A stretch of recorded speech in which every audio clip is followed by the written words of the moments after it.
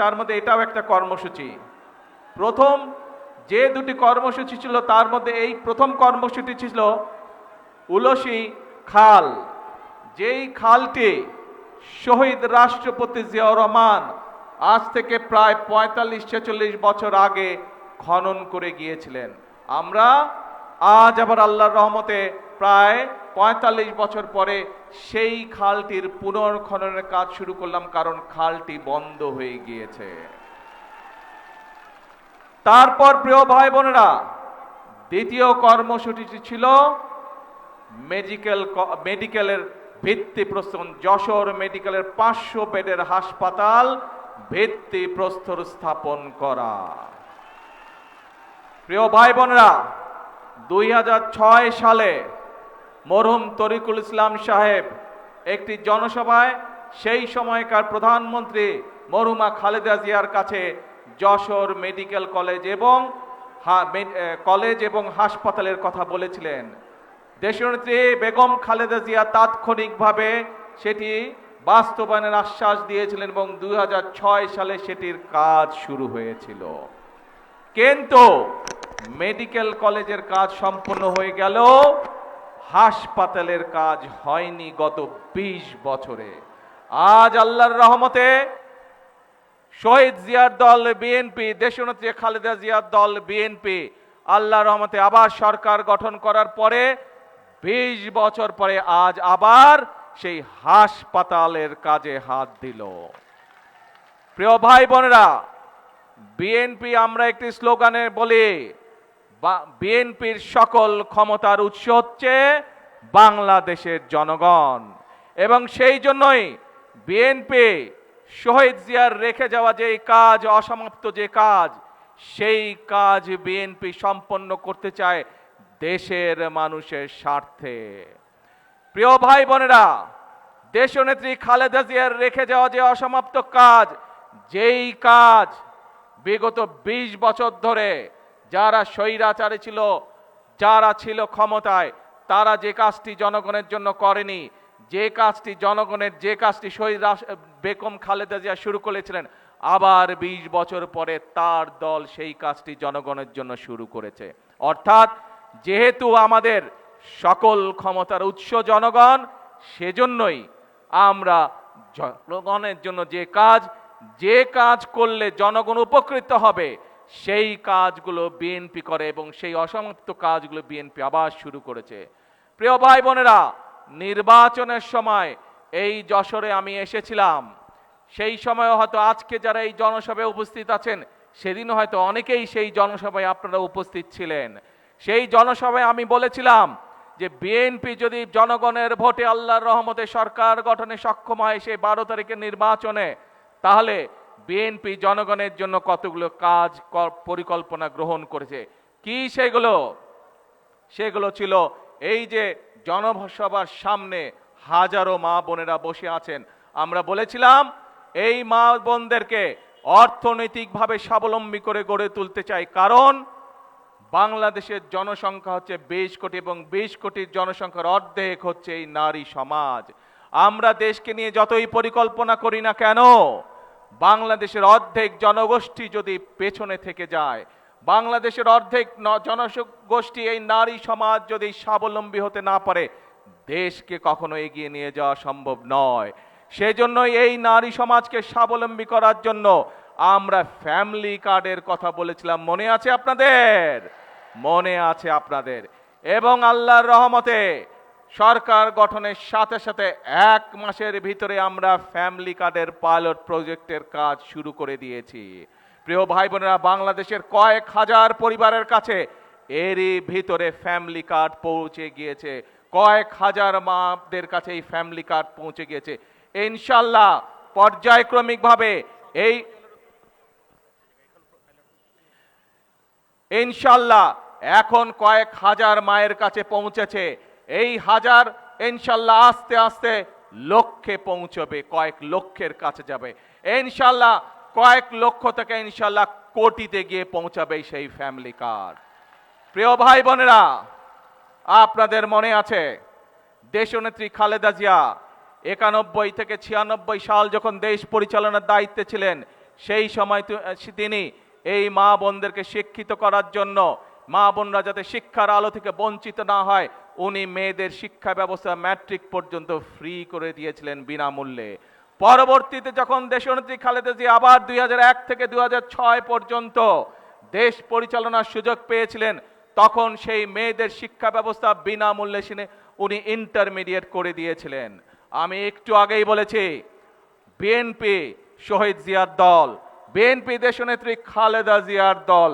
এই বিএনপি এখন বর্তমানে সরকার পরিচালনা করছে এবং বিএনপি শহীদ জিয়া এবং খালেদা জিয়ার অসমাপ্ত কাজ পূরণ করতে চাই। সেজন্যই আমরা সিদ্ধান্ত নিয়েছি, ইনশাল্লাহ মেয়েদের শিক্ষা ব্যবস্থা স্নাতক এবং ডিগ্রি পর্যন্ত আমরা ফ্রি করব আবার, যাতে করে মেয়েরা আরো উচ্চ শিক্ষা লাভ করতে পারে এই দেশের মেয়েরা। এবং শুধু তাই নয়, যে সকল মেয়েরা ভালো রেজাল্ট করতে পারবে তাদেরকে আমরা সরকার থেকে ইনশাল্লাহ উপবৃত্তির ব্যবস্থাও করব। প্রিয় ভাই বোনেরা, আমাদের মায়েরা বোনেরা প্রতিদিন একটি কষ্টের সম্মুখীন হতে হয়, প্রতিদিন একটি যুদ্ধ তাদেরকে করতে হয়। ঘরে পরিবারের সকলের আহারের ব্যবস্থা করার সময় তাদেরকে রান্নার ব্যবস্থা করতে হয়। এই রান্নার ব্যবস্থা করার সময় যে চুলা জ্বালাতে হয়, তার জন্য গ্যাস বা খড়ি যেটাই ব্যবহার করেও এটি একটি সমস্যার কারণ। আমরা গত দুদিন আগে পরিকল্পনা গ্রহণ করেছি, ইনশাল্লাহ মায়েদের হাতে আমরা যেরকম ফ্যামিলি কার্ড পৌঁছে দিয়েছি, ঠিক একইভাবে সারা বাংলাদেশে যারা ফ্যামিলি কার্ড যাদেরকে দিব, ঠিক সেই মাদের কাছে আমরা আর একটি কার্ড দিব। সেই কার্ডটি হচ্ছে এলপিজি কার্ড, যাতে করে তাদেরকে আর রান্নার কষ্ট পোহাতে না হয়, যাতে করে পরিবারের খাবার দাবার রান্না বান্না করার সময় দুশ্চিন্তায় পড়তে না হয়। ধীরে ধীরে ইনশাল্লাহ আমরা সেই ব্যবস্থাও মাদের জন্য করব। প্রিয় ভাই বোনেরা, এই যে কাজগুলো আমি আপনাদের সামনে তুলে ধরলাম, এই কাজগুলো কাদের জন্য? এই কাজগুলো তো এই দেশের জনগণের জন্যই, তাই নয় কে? তাই এবার আসেন প্রিয় ভাই বোনেরা, আমরা নির্বাচনের আগে বলেছিলাম যে বাংলাদেশে মসজিদগুলোর কথাই বলুন, মাদ্রাসা কথা বলুন, বা অন্য ধর্মের যেসব উপাসনালয় আছে, সেখানে যে সকল ব্যক্তিবর্গ আছেন, ধর্মীয় গুরু বা মসজিদের ইমাম বা খতিব বা মুয়াজ্জিম সাহেব যারা আছেন, তাদের জন্য আমরা বলেছিলাম এই মানুষগুলো অনেকেই আছেন মানবতর জীবন যাপন করেন। আমরা বলেছিলাম আমরা সরকার গঠনে সক্ষম হলে আমরা এই মানুষগুলোর জন্য সম্মানের ব্যবস্থা করব। আপনাদের দয়া আল্লাহর রহমতে সেই কাজও আমরা শুরু করেছি। বাংলাদেশের এই মসজিদ বলেন, বিভিন্ন ধর্মীয় প্রতিষ্ঠা বলেন, সেখানে যারা ধর্মীয় ব্যক্তিত্ব আছেন, গুরু আছেন, তাদের সম্মানের ব্যবস্থাও আমরা করেছি। প্রিয় ভাই বোনেরা, আমরা বলেছিলাম বিএনপি সরকার গঠনে সক্ষম হলে পরে আমরা কৃষকদের ঋণের যে 10,000 টাকা পর্যন্ত কৃষি ঋণ ছিল, সেই কৃষি ঋণ আমরা সুদ সহ মওকুফ করব। আল্লাহর রহমতে সরকার গঠন করার পরে প্রথম 10 দিনের মাথায় আমরা সেই কাজটিও করেছি। 10,000 টাকা পর্যন্ত সমগ্র বাংলাদেশে আমরা কৃষকদের সুদ সহ ঋণ আমরা সরকার থেকে মওকুফ করেছি। সারা বাংলাদেশে প্রায় 12 লক্ষ কৃষক এই সুবিধা ইনশাল্লাহ পাবে। শুধু তাই নয়, আমরা সমগ্র দেশের মানুষের কাছে প্রতিশ্রুতি দিয়েছিলাম যে কৃষকদের পাশে যেভাবে আমরা মা বোনদের পাশে ফ্যামিলি কার্ড নিয়ে দাঁড়াতে চাই, সরকারের বিভিন্ন সুযোগ সুবিধা পৌঁছে দিতে চাই ফ্যামিলি কার্ডের মাধ্যমে, ঠিক একইভাবে কৃষক ভাইদের পাশে আমরা দাঁড়াতে চাই, যাতে কৃষক ভাইরা ধীরে ধীরে অর্থনৈতিকভাবে শক্তিশালী ভিত্তির উপরে তাদের অর্থনৈতিক ভিত্তি যাতে শক্তিশালী, এই জন্য আমরা কৃষক কার্ডের কথা বলেছিলাম। প্রিয় ভাই বোনেরা, আমরা সেই কৃষক কার্ড দেওয়ার কাজও ইনশাআল্লাহ আল্লাহর রহমতে আমরা শুরু করেছি। প্রিয় ভাই বোনেরা, আমরা বলেছিলাম বাংলাদেশে বহু তরুণ সমাজের বহু সদস্য, বহু তরুণ ছেলে হোক মেয়ে হোক, বহু ছেলে মেয়ে বেকার হয়ে বসে আছে। তাদের হয়তো শিক্ষা আছে কিন্তু তাদের কর্মসংস্থানের সুযোগ নেই। আমরা বলেছিলাম যে আমরা বন্ধ কলকারখানা যেগুলো চালু আছে, সেই বন্ধ কলকারখানাগুলোকে আমরা চালু করার ব্যবস্থা করব। আপনারা জেনে আনন্দিত হবেন, এ ব্যাপারে আমরা পদক্ষেপ গ্রহণ করেছি। ইনশাল্লাহ ধীরে ধীরে বাংলাদেশের বহু বন্ধ কলকারখানা আমরা আগামী কয়েক মাসের মধ্যে চালু করার ব্যবস্থা করব, যার ফলে বহু মানুষ যারা চাকরি হারিয়েছে বা বহু মানুষ যারা আজকে বেকার, তারা ধীরে ধীরে সেখানে কর্মের ব্যবস্থা করতে পারবে। এর বাইরেও পৃথিবীর বিভিন্ন দেশে আমাদের যে জনশক্তি রপ্তানি হয় সেই জনশক্তি যাওয়া কমে গিয়েছে অথবা বন্ধ আছে। আমরা বেশ কয়েকটি দেশের সাথে কথা বলেছি এবং কয়েকটি দেশের সাথে কথা বলে আমরা যেটি সিদ্ধান্ত তাদের কাছ থেকে পেয়েছি, আমরাও সিদ্ধান্ত গ্রহণ করেছি ইনশাল্লাহ খুব দ্রুত আমরা সেইগুলো দেশে আমাদের মানুষ যাতে সেগুলো দেশে কর্মসংস্থানের ব্যবস্থা করে যেতে পারে সেই ব্যবস্থা ইনশাল্লাহ দ্রুতই হয়ে যাবে। সেই ব্যবস্থা আমরা সেই পদক্ষেপ আমরা গ্রহণ করেছি। এখন প্রিয় ভাই বোনেরা, এই যে বললাম খাল খনন, আজকে উলসি খাল আমরা করেছি, সেই এলাকার মানুষ এই উলসি যেমন নাম একইভাবে তারা এই খালকে জিয়া খাল হিসাবেও ডেকে থাকে, নামকরণ করে থাকে। জানেন তো আপনারা বোধহয় নাকি? হ্যাঁ, জিয়া খাল। এরকম খাল আমরা সিদ্ধান্ত গ্রহণ করেছি যে আমরা সমগ্র বাংলাদেশে আগামী 5 বছরে ইনশাল্লাহ 20,000 কিলোমিটার খাল খনন করব। কেন? কারণ এই খালের পানি কৃষক ব্যবহার করতে পারে, তার সেচের জন্য সুবিধা হয় এবং বাংলাদেশের মাটি আল্লাহ তাআলা এত উর্বর করে দিয়েছেন যে সঠিক সময় যদি অন্তত পানিটাও দেওয়া যায় তাহলেই সেখানে সুন্দর ফসল উৎপন্ন হয়। এবং আমরা দেখেছি বাংলাদেশের বহু জায়গায় এমনকি উলসি খালের আশেপাশে বিভিন্ন জমি আছে যেখানে অনেক সময় বর্ষার সময়ও যেখানে চারিদিকে পানি থাকে সেই সময় অনেক সময় কৃষকরা পানি দিতে পারে না অথবা জলবদ্ধতার কারণে অনেক সময় ফসল নষ্ট হয়ে যায়। এই খালগুলো যদি আমরা খনন করতে পারি কৃষক ভাইরা যেমন উপকৃত হবে, এই খালগুলো খনন করতে পারলে আশেপাশে যে দুপাশের মানুষ থাকে তারাও বিভিন্ন রকম সুযোগ সুবিধা পাবে। খালের মধ্যে মাছ চাষ করতে পারবে, হাঁস মুরগি হাঁসের পালন করতে পারবে, একই সাথে খালের দুই পাশে বৃক্ষরোপণ করে বিভিন্ন মানুষ কর্মসংস্থানের ব্যবস্থা করতে পারবে। প্রিয় ভাই বোনেরা, আমরা বলেছিলাম এই বাংলাদেশের সন্তানেরা অনেকেই আছে যারা খেলাধুলায় ভালো, পড়ালেখার পাশাপাশি খেলাধুলায় ভালো, এবং আমরা চাই এই বাংলাদেশের আমাদের সন্তানদের ভিতর থেকে পেশাদার খেলোয়াড় তৈরি করতে।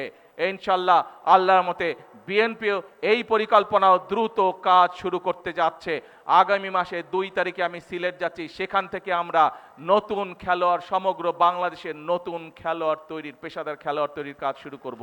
এবং তাই নয়, এর মধ্যে যারা পেশাদার খেলোয়াড় এরকম 500 খেলোয়াড়কে আমরা সরকারের পক্ষ থেকে সম্মাননা দেওয়ার ব্যবস্থা করেছি।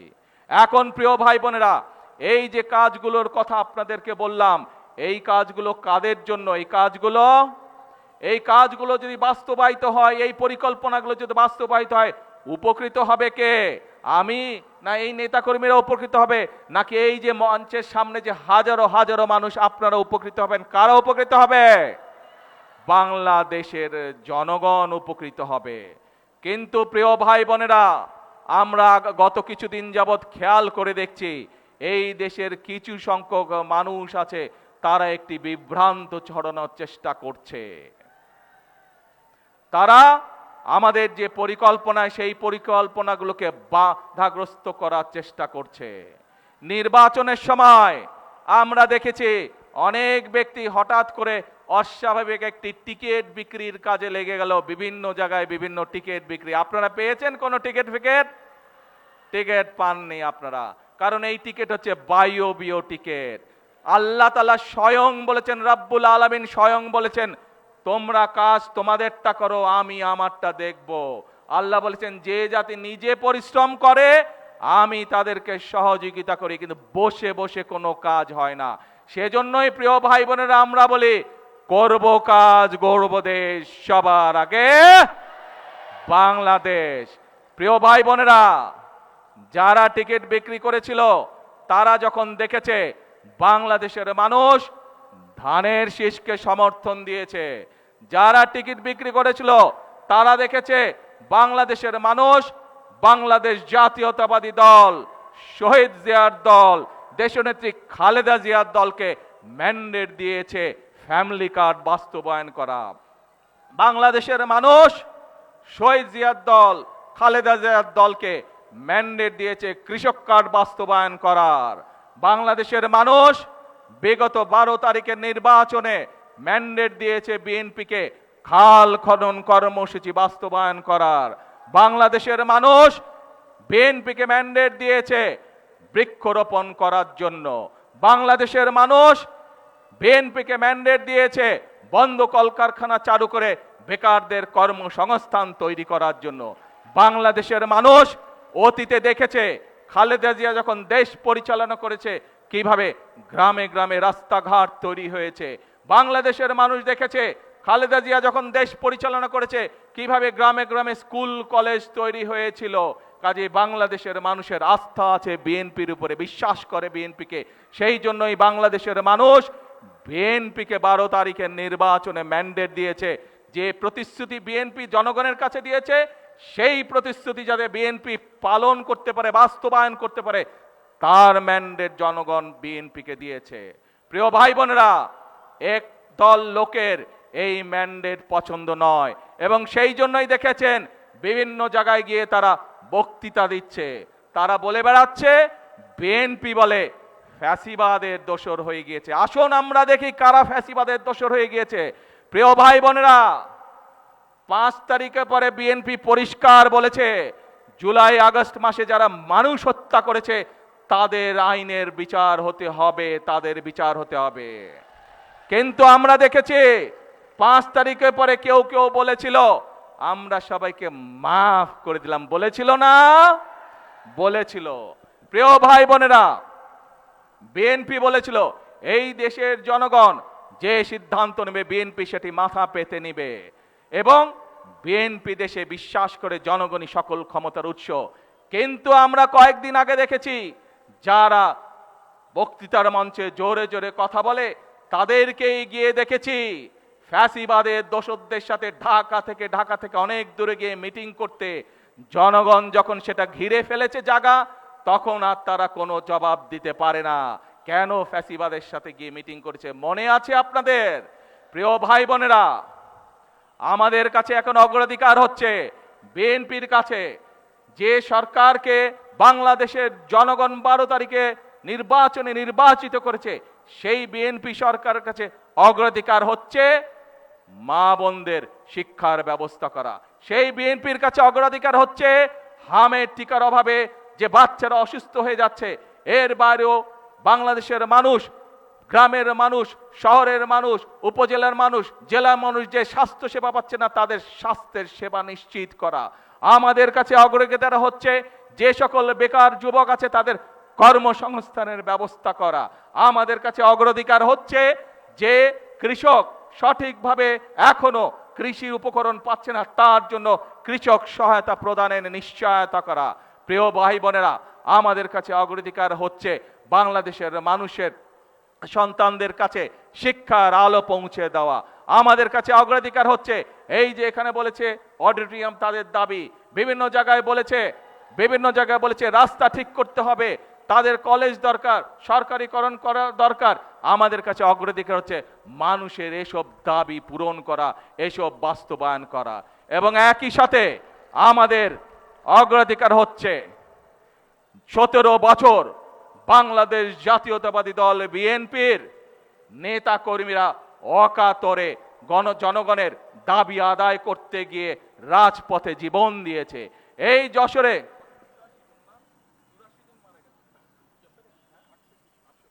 এই যশোরের মাটিতে বাংলাদেশ জাতীয়তাবাদী দলের 68 জন নেতা কর্মী শহীদ হয়েছে শুধুমাত্র জনগণের পক্ষে কথা বলতে গিয়ে, জনগণের অধিকার প্রতিষ্ঠা করতে গিয়ে।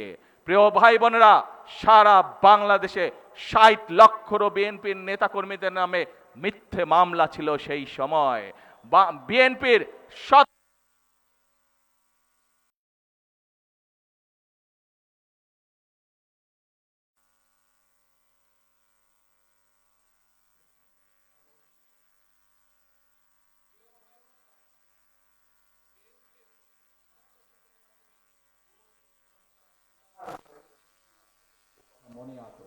আজকে প্রিয় ভাই বোনেরা, বিএনপির কাছে কি কি অগ্রাধিকার আপনাদের সাথে পরিষ্কার ভাবে তুলে দিতে চাই।